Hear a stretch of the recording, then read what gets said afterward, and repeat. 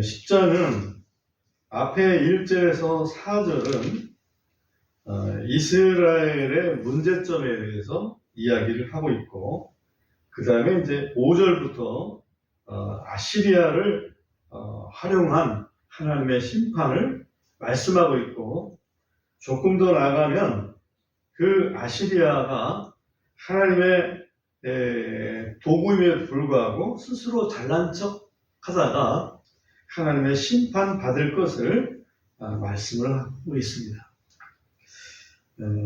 한번 그 내용을 좀 살펴보겠습니다. 우선 1절부터 4절까지 있는 내용을 잠시 보겠습니다.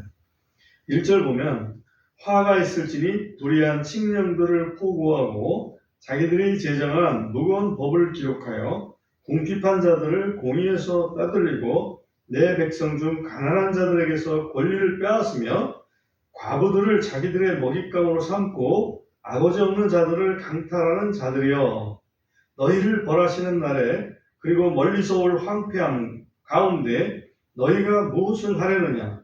너희가 누구에게로 피하여 도움을 구하겠느냐? 너희 영화를 어디에 남겨두겠느냐? 나 없이는 그들이 포로된 자 아래에서 구부리며 살해된 자 아래에서 엎드러지리라. 이 모든 것에도 불구하고 그분의 분노는 돌아서지 아니하겠고 그분의 손은 여전히 펼쳐져 있느니라. 9장에서도 이스라엘에 대한 하나님의 분노가 언급이 되어 있었는데, 지금 1절에서 4절도 그 분노의 연장선에서 말씀을 하고 있습니다.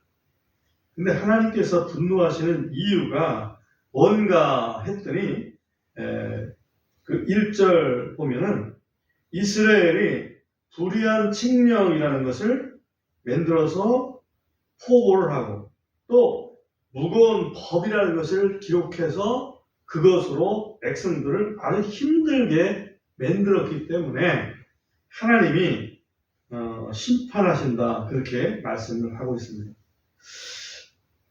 이스라엘에는 하나님께서 본래 율법을 주셨습니다. 그렇죠?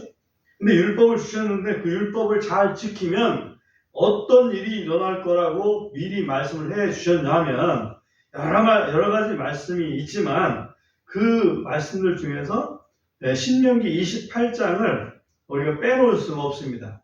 신명기 28장을 잠시 보고 오겠습니다.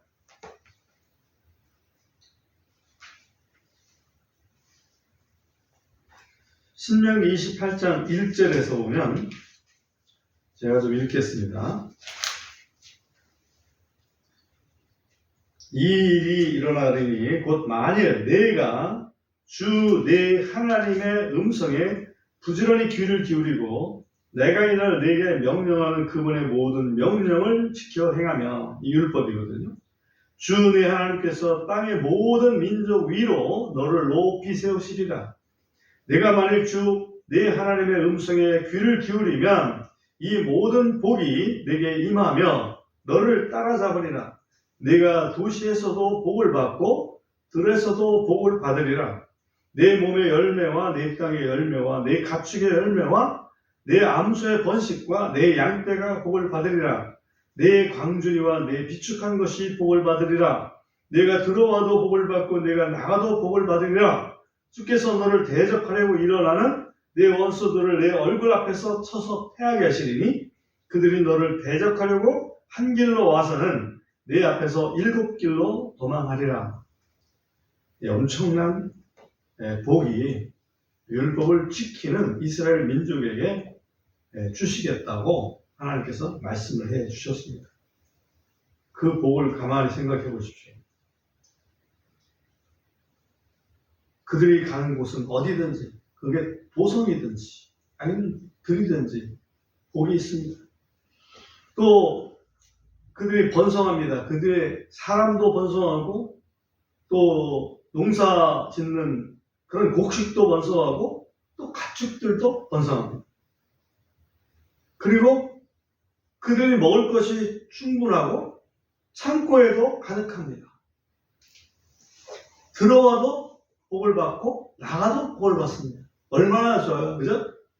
또 그 주변의 국가들이 침공을 하려고 왔다가 한 길로 왔다가 몇 길로 도는 거야? 7길로. 혼비백산이라고 그러죠. 소위 도망가기 바쁜 그러한 복을 하나님이 주신 율법을 잘 지켜 행하기만 하면 그렇게 된다 그랬어요. 그런데 지금 이사야서 10장에 보니까 1절에 보면 불의한 칙령이라는 걸 만들어요. 이건 왕이 주로 명령을 만들죠. 불의한 칙령. 그 다음에 무거운 법이라는 것도 만들어요. 무거운 법을 어떤 그 다른 번역본에 보면 가혹한 법이다 이렇게 표현을 내놨습니다. 그래서 불의하기 짝이 없고 또 가혹한 이런 법을 어디다 적용하냐? 불행하게도 2절에 보면 없는 사람 네 부류가 나오는데 하나는 궁핍한 사람, 하나는 가난한 사람, 하나는 과부들, 하나는 아버지 없는 사람들.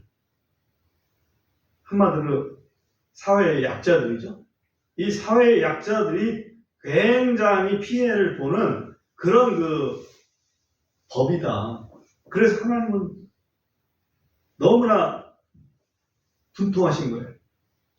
내 백성 이스라엘을 특별히 세웠는데 세상에서 가장 훌륭한 법을 내려줬는데 그거는 다 무시하고 아주 불의하고 가혹한 그런 법을 그것도 사회적인 약자들에게 적용을 해서 그들의 입속을 챙기는 지도자들의 입속을 챙기는 그런 그 악한 행실을 보고 하나님은 분노하게 되는 것입니다.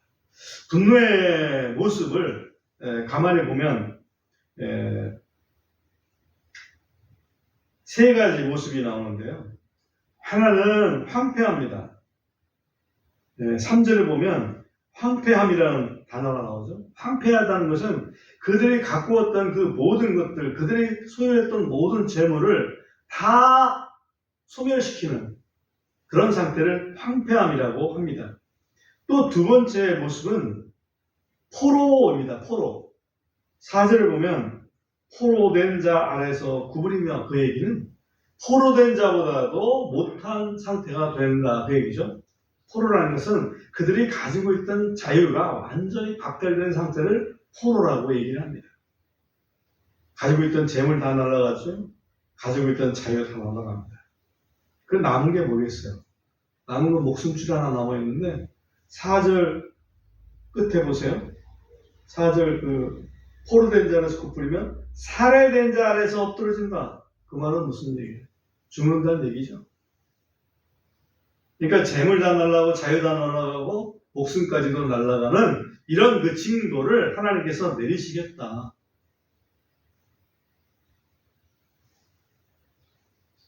하나님은 의로우신 하나님입니다. 그러니까 우리가 뭔가 권력이 있을 때 그 권력을 남용해가지고 정말 하나님께서 돌보시는 하나님의 마음을 가지고 돌봐야 되는 사회적인 약자들을 막대하면 하나님은 결코 용서하지 않으신다. 그 사실을 기억할 필요가 있습니다. 그 다음에 그래서 하나님께서 그 이스라엘을 징계하시는데 그 징계의 수단으로 아수르라고 하는 나라를 사용을 하신다. 그게 이제 5절에 있습니다. 5절 한번 보시면 오 내 분노의 막대기 아시리아 사람이여 그들의 손에 있는 막대기는 나의 경론이라. 내가 그를 보내어 위선적인 민족을 치며 위선적인 민족은 어디를 얘기할까요? 이스라엘이죠. 위선적인 민족을 치며 내가 그에게 명하여 나를 진노하게 하는 백성 하나님을 진노하게 하는 백성은 어디예요? 이스라엘 백성이죠. 서서 노력하고 탈취하게 하며 그들을 거리에 진흙같이 질바하게 하리라. 그러니까 아시리아를 이용해서 하나님께서 이스라엘을 징계하시겠다 이런 말씀을 하십니다. 여기까지는 우리가 역사적으로 이미 이루어졌기 때문에 이사야의 예언이 얼마 있다가 성취되었구나 하는 것을 알 수 있어요. 그런데 거기서 이제 문제가 되는 부분이 아시리아의 착각입니다. 7절 한번 보십시오. 그러나 그의 뜻은 그렇지 아니하고 그는 앞에 있는 그는 아시리아를 얘기합니다. 아시리아의 뜻은 그렇지 아니하고 그의 마음의 생각도 이와 같지 아니하며 오히려 적지 않은 민족들을 파괴하여 멸절시키려 하는 것이 그의 마음속에 있느니라.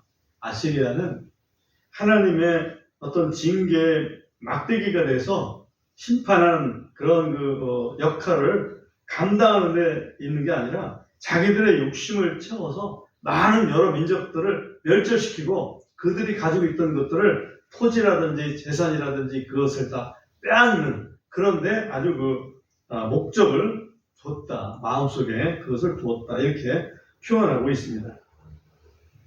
그 증거가 뭐냐? 8절에 보면 이는 그가 이르기를 내 통치자들은 다 왕이 아니냐 하기 때문이다. 다시 말하면 여러 왕들을 자기의 수하에 두겠다. 그럽니다. 역사적으로 봐도 아시리아는 BC 한 1000년경부터 망할 때까지 BC 한 600년도 정도까지 한 400년 정도를 큰 왕국으로, 특히 제국으로 되게 활약한 그런 나라가 아시리아입니다. 대단한 나라죠. 400년 정권을 유지했으니까요. 그러다 보니까 자기 자신이 엄청나게 잘나서 그런 줄로 한 거죠. 그러면서 침공을 합니다. 9절 보면 갈로는 갈그미스와 같지 아니하냐, 하맛은 아르밧과 같지 아니냐, 사마리아는 다마스쿠스와 같지 아니냐, 이런 것처럼 자기가 통치하던 그런 도시와 또 앞으로 침공할 도시들을 같은 레벨에 놓고 자기 것으로 이렇게 여겼다. 10절에 보면 내 손이 우상들이 있는 왕국들을 찾아내었으니 그 왕국들의 새긴 형상들이 예루살렘과 사마리아의 형상들보다 뛰어납니다. 여기서 이제 문제가 생깁니다. 예루살렘과 사마리아의 형상이라고 표현했는데 실상은 예루살렘과 사마리아에 하나님을 섬기는 그런 성전들, 성전과 또 유사한 나름대로의 하나님을 섬기겠다고 하는 그런 모습들이 거기에 있었지 않습니까? 그런데 그거를 다시 말하면 여호와 하나님을 아주 멸시하는 그런 생각, 또 행동, 이런 것들을 보이기 시작합니다. 그러면서 11절 한번 보면 내가 사마리아와 그녀는 사마리아를 얘기하죠. 사마리아의 우상들에게 행한 것 같이 예루살렘과 그녀의 우상들에게 행하지 못하겠느냐 하는 거다. 실제 아시리아가 이스라엘, 북왕국 이스라엘을 멸망시킵니다. 그렇죠? 멸망시킵니다. 근데 그 아시리아가 남왕국 유대에도 침공을 합니다. 어느 때? 누구 왕 때? 히스기야 왕 때 침공을 하죠. 그럴 때 물론 이사야 선지자가 하나님께서 이사야 선지자를 통해서 이스라엘 백성, 유다 백성, 히스기야 왕 둘 다 걱정하지 말아라 라고 이런 표현을 쓰시지 않습니까?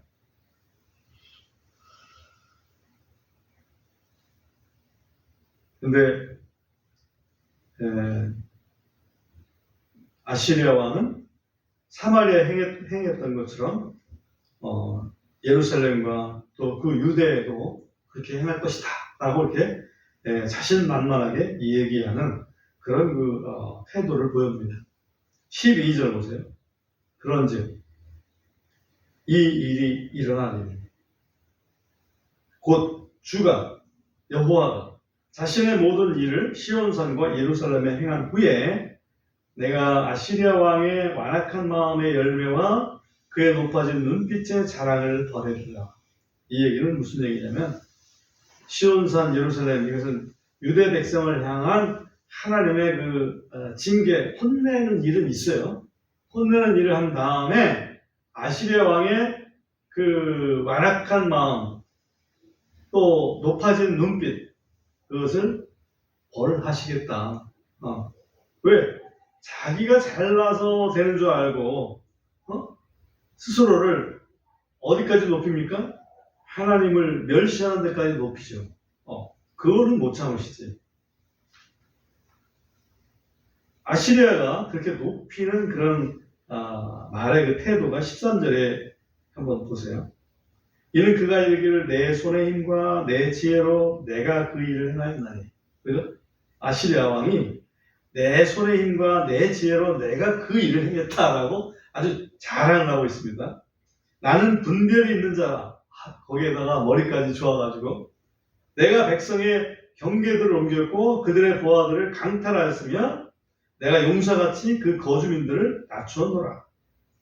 내 손이 백성의 재물을 새 둥지처럼 발견하였고 사람이 버려진 알들을 모으는 것 같이 내가 온 땅을 모았으나 날개를 치거나 입을 벌리거나 지저귀는 자가 하나도 없었다. 내가 다 그렇게 뺏어도 꼼짝 못하고 당하게 내가 어릴 써서 내 힘으로 다 이루었다. 사실은 이스라엘을 혼내실 때 아시리아를 그렇게 허락하신 것은 이스라엘을 혼내시기 위한 하나님의 어떤 그 방편이었잖아요. 그죠? 그래서 하나님께서 15절에서 아시리아의 정체가 뭔지 확인시켜 줍니다. 여기 보면 도끼가 나오죠. 그러므로 도끼가 그것을 들고 찍는 자를 향하여 스스로 자랑하겠느냐.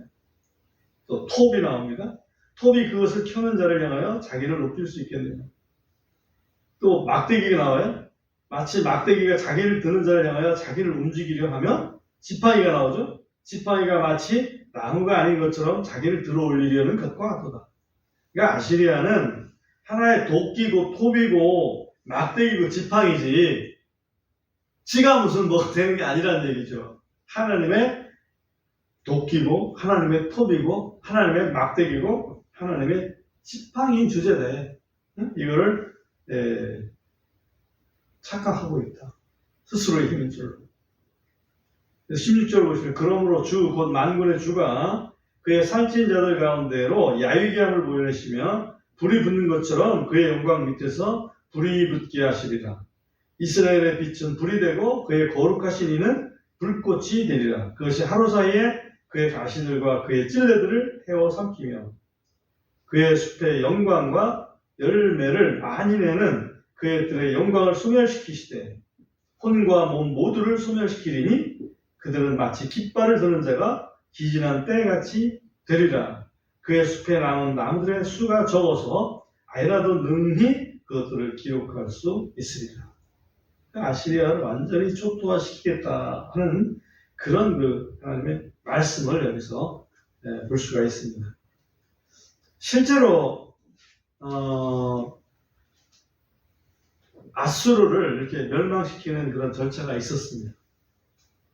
한 번은 언제 어떻게 하셨냐면 이스라엘을 침공했을 때, 다시 말하면 유대를 남한국 유다를 침공했을 때 그때 히스기야가 기도하잖아요. 하나님, 내가 이거 어떻게 합니까? 힘도 없고 아수르군이 침공했는데 어떻게 합니까? 네, 기도를 했습니다. 이사야 선지자를 통해서 네가 기도하는 거 내가 들었다. 걱정하지 마. 근데 하룻밤 사이에 18만 5천 아시리아 군사가 다 죽었습니다. 어떻게? 누가 죽였습니까? 하나님의 천사. 하나님께서 천사를 보내셔서 그 천사가 18만 5천 아시리아 군사를 죽게 만들었습니다. 그 일로 인해서 왕 사네립은 그 아들한테 시해를 당하게 되죠. 그 일을 말씀을 하십니다. 또한 그 아시리아의 그 힘이 약해졌고, 그 다음에 바벨론에 의해서 완전히 멸망을 당하게 됩니다.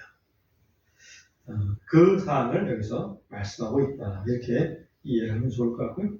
그 다음에 이제 20절부터 보면, 이제, 이스라엘에 대한 앞으로의 그 소망에 대한 내용이 나옵니다. 20절 보시면, 그날에 이스라엘의 남은 자들과 야곱의 집에서 도피한 자들이 다시는 자기들을 쳤던 자를 의지하지 아니하고 주 곧 이스라엘의 거룩하신 이를 진리 안에서 의지하리라. 남은 자들 곧 야곱의 남은 자들이 강하신 하나님께로 돌아오리라. 여기 보면 남은 자라고 하는 그런 표현이 나옵니다. 소위 전문용어로 렘넌트라고 얘기를 하죠. 렘넌트라는 말은 뭐 영어니까 전문용어라고 할 수는 없지만 그래도 이제 많은 사람들이 렘넌트 그럽니다. 이스라엘의 남은 자들. 고난 속에서도 그 이스라엘 민족 정신을 계속 이어나왔던 그 사람들을 하나님께서 다시 회복시키셔서 그들이 곧도록 돌아올 것이다. 돌아오게 하겠다. 라고 하시는 그런 말씀을 여기서 이야기합니다. 22절 보시면 이는 비록 내 백성 이스라엘이 바다에 있는 모래와 같았을지라도 남은 자만 돌아올 것이기 때문이라. 정해진 소멸이 의와 함께 넘쳐 흐르리라. 그러니까 이스라엘이 많았습니다만은 그런 하나님의 징계를 통해서 정말 많은 사람들이 죽었고 그리고 약해졌지만 그래도 남은 자들이 있다는 얘기죠. 하나님을 믿는 그 믿음을 지켜낸 그런 남은 자들이 있는데 그 남은 자들이 다시 돌아와서 하나님께서 주시는 그 회복을 맛보게 될 것이다 하는 얘기를 지금 말씀하고 있습니다. 그 다음에 24절에 보시면 그러므로 주 만군의 하나님이 이같이 말하노니 오 시온에 거하는 내 백성아 그 아시리아 사람을 두려워하지 말라. 그가 이집트의 방식을 따라 막대기로 너를 때리고 지팡이로 너를 치리라. 이는 잠시 후면 그 경로가 그치겠고 내 분노가 그들이 파멸됨으로 그칠 것이기 때문이라. 그러니까 아시리아 군사가 와서 막대기나 지팡이로 이렇게 때리는 것처럼 그렇게 때리겠지만 그런 그 일이 있겠지만은 그 잠시 후면 그들을 하나님께서 파멸시킬 것이다. 그러니까는 그 아시리아 사람들을 두려워하지 말고 잘 견뎌내라 하는 말씀을 여기서 하고 계십니다. 27절 한번 보겠습니다. 아까 주제구절로 읽었습니다만 또 그날에 이 일이 일어나리니 그의 짐이 내 어깨에서 제거되고 그의 멍에가 내 목에서 제거되며 그 멍에는 기름 부음으로 인하여 부서지리라. 그 얘기는 짐이라든지 멍에라든지 이것은 노예들이 겪는 그런 고초를 여기서 얘기합니다. 이스라엘 민족이 아시리아 때문에 노예의 어떤 그 고통을 맛보게 된다. 그러나 그런 짐들이 부서지게 되어 있는데 그런 멍에가 부서지게 되겠는데 뭐 때문에? 기름 부음으로 인해서 부서지게 될 것이다. 이거는 무슨 의미일까? 기름 부음으로 인해서 부서질 것이다. 아까도 말씀드렸지만 기름 부음이라는 것은 그리스도를 이야기합니다. 그런데 이스라엘 민족이 나중에 보면 알겠지만 유다 민족까지 이제는 바벨론에 완전히 포로로 잡혀갑니다.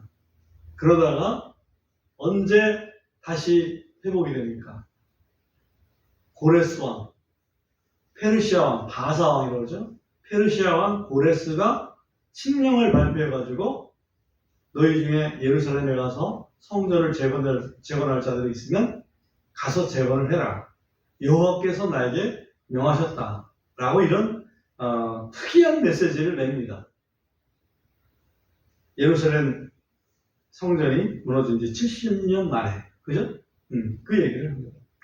그러면 그 고레스는 어떤 사람일까? 한번 이사야서 그 뒤에 있는 부분을 한번 찾아보겠습니다. 이사야서 45장을 한번 열어보세요. 이사야서 45장 1절만 보겠습니다.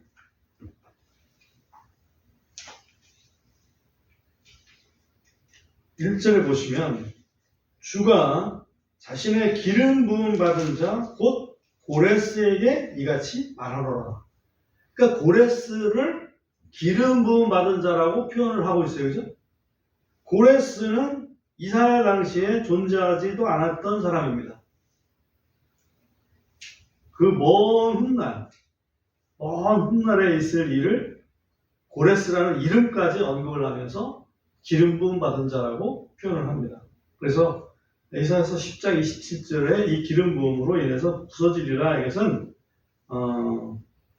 이스라엘 민족이 기름 부음 받은 자 고레스의 칙령에 의해서 다시 회복될 것을 여기서 예언하고 있다. 이렇게 보면 정확한 해석이다 볼 수 있습니다.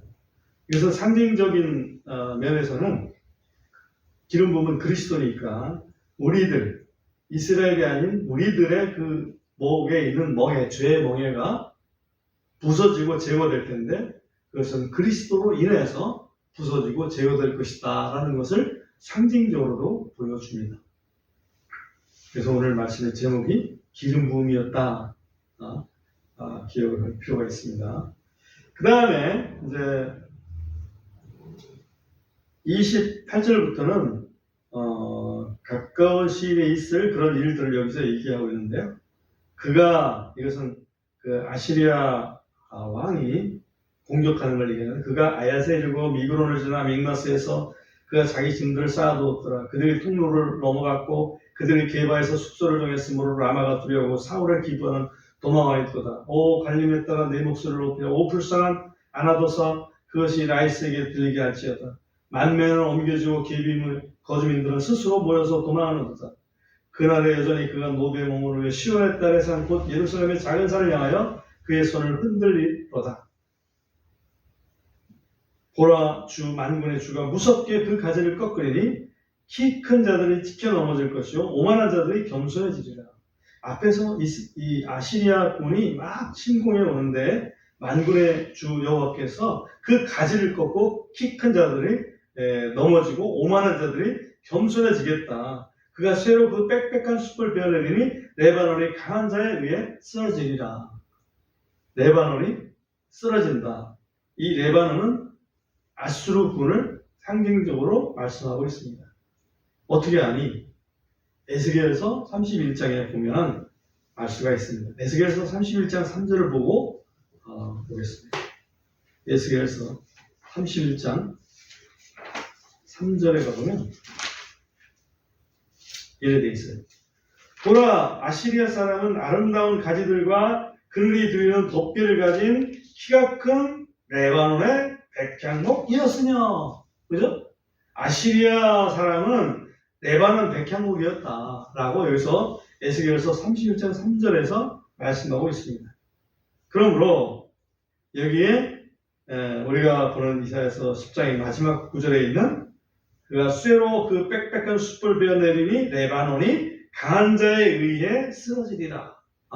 이것은 아시리아의 멸망을 여기서 말씀하고 계신 겁니다. 그래서 오늘 우리 이사야서 10장을 쭉 살펴보았습니다. 이사야 10장은 핵심 내용은 아시리아의 어떤 교만, 아시리아의 착각, 그것을 하나님께서 혼내주시겠다. 그리고 마지막 때에 이스라엘을 다시 한번 회복시켜 주시겠다. 그 말씀하고 또 이스라엘을 회복시키실 때 기름 부음을 받은 자를 통해서 회복시켜 주시겠다. 그것을 예언적으로 말씀하신 장이다. 이렇게 볼 수가 있습니다. 가까이는 고레스 왕 때 이루어진 일, 그리고 영적으로는 그리스도를 통해서 이루어진 일을 상징적으로 보여주고 있다. 이사야 10장은 참 귀한 장입니다.